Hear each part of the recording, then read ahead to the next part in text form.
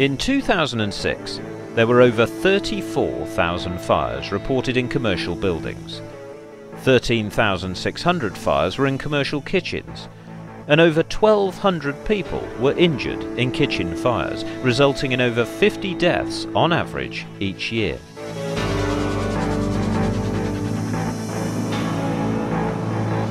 Kitchen fires are one of the most dangerous and frequent accidents in today's working environment.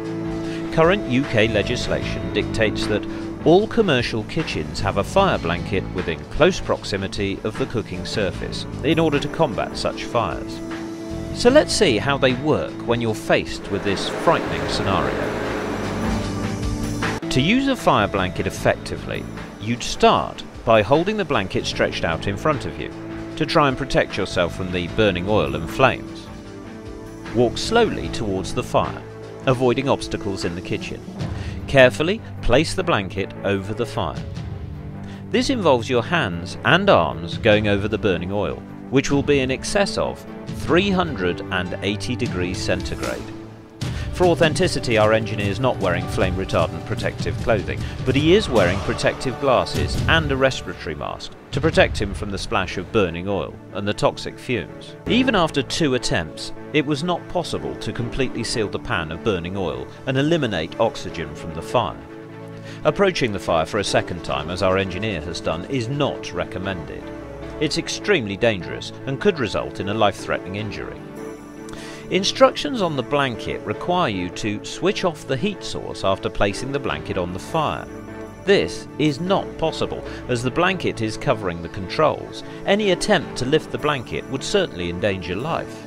An independent test commissioned on fire blankets, carried out by firefighters wearing full protective clothing with a domestic small chip pan, resulted in 90% of the fires not being extinguished. So, what chance would you have on this fire? To extinguish this fire would be virtually impossible in any kitchen environment using a fire blanket, without a fire brigade uniform, gloves and breathing apparatus. So, what are your options? When confronted with this scenario, the only safe option would be to leave the room and on the way out, push the manual release of the Spoon2 fire system. Here, the girl removes the safety clip and presses the button activating the Spoon2 fire system. But what happens when the kitchen's not occupied?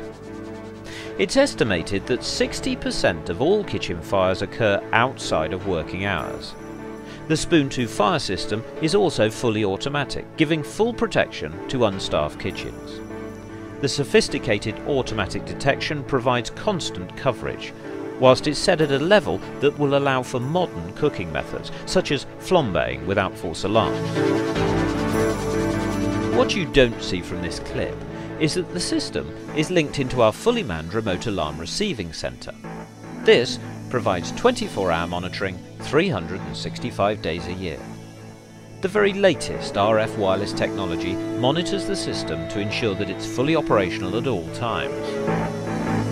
The system has many functions, including being able to link into fire alarm systems, isolate power supplies and measure oil temperatures to provide an early warning for clients when cooking oil temperatures rise above accepted levels, so that the scenario you see before you need never happen. In less than 1 second, the fire has been extinguished. Discharge of the SP2 special agent forms an effective seal on top of the oil, starving the fire of oxygen, whilst at the same time the surrounding cooking equipment is sprayed to assist in cooling. The complete Spoon2 system is quite simply one of the most advanced fire suppression systems available in the world today. In addition, Spoon2 is able to provide a comprehensive building management system.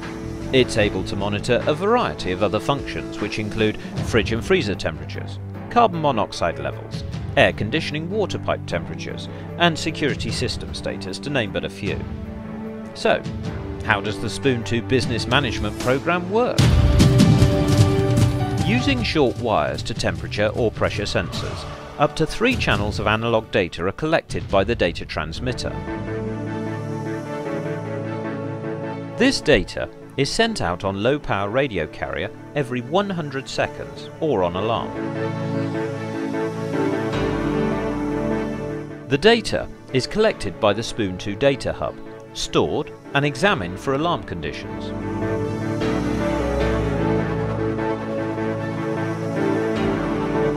All the collected data is sent to our web server every day, or immediately upon alarm conditions occurring.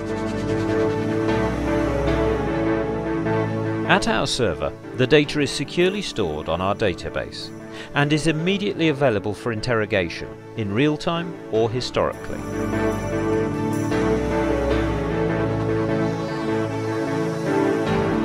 The Spoon2 Alarm Monitoring Centre is online 24 hours a day to act upon all alarms.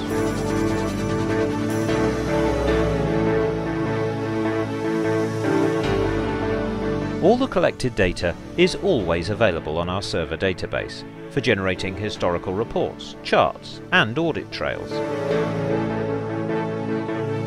To receive more detailed information on the services Spoon2 can offer you, phone 01386 861 344 or contact us on www.spoon2.eu.